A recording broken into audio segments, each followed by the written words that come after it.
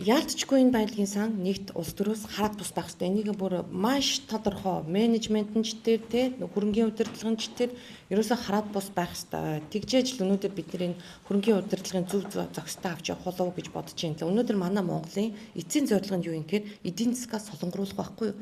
Өнөөдөр уул ухаагаас орж ирсэн мөнгөө бусад салбар руугаа хөрөнгө оруулж ээж эдийн засгаас солонгоруулах нь манай гол зорилго байхгүй. Тэгэхээр тэр солонгоруулах хамгийн том одоо боломж нь хаана байна гэхээр энэ баялын санд байгаа байхгүй юу?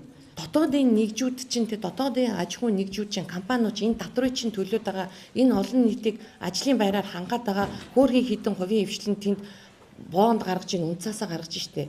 Тэгээ ийшээ хөрөнгө оруулж тийм үү? Одоо өнөөдөр уул уурхай биш юм ахэд мал аж ахуй тий өөр юу гэдгийг IT боловсрал гэд тэр салбар руугаа өнөөдөр тэр бондор нь вэ нү хувь цагийг худалдаж авч дотоодынхаа зах зээлийг дэмжиж, дотоодынхаа аж ахуйн нэгжүүдийг дэмжиж, ингэж бид нэр эдийн засгийгаа солонгоруулах байхгүй юу? Одоо миний мэдхийн манай одоо Тимасак гэл одоо бүгдөө л жишээ аваад байдаг тий.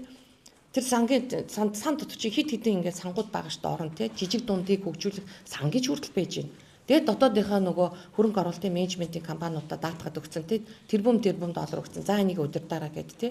Тэг нэг иймэрхүү бусад бас орны юм сайн жишээнүүд байгаа болохоор энэс сураарай. Яг уу мэдээж хэрэг одоо 10 жилийн өмнө байсан бол бид нар бас дотоодын зах зээл, дотоодын хөрөнгийн зах зээл өнөөдөр шиг болоогүй байсан. Бид нар ч гэсэн нэг бас олон юм ярьж чадахгүй байсан болов уу гэж бодож байна. Гэтэ өнөөдөр бол Монголын одоо хөрөнгийн зах зээл өөр төвшөнд очисон шүү тий. Бид нар чинь бондын зах зээл бий болголоо холбооныхаа дэргэдээ IPO-нууд нийлээ хийглээ 5 том банк IPO хийлээ ч гэдэм үү.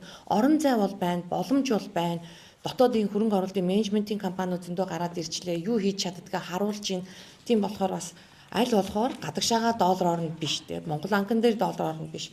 Бас дотоодынхаа эдийн засгийг дэмжих тал дээр анхаарч бүгдөө хамтарч ажиллавал одоо энэ Монгол улсын эрх ашиг нийцэх юм болов уу гэж бодож байна. Тэ эн чинь зөвхөн бид нар өөрсдийнхөө бизнесийг яриад байгаа биш.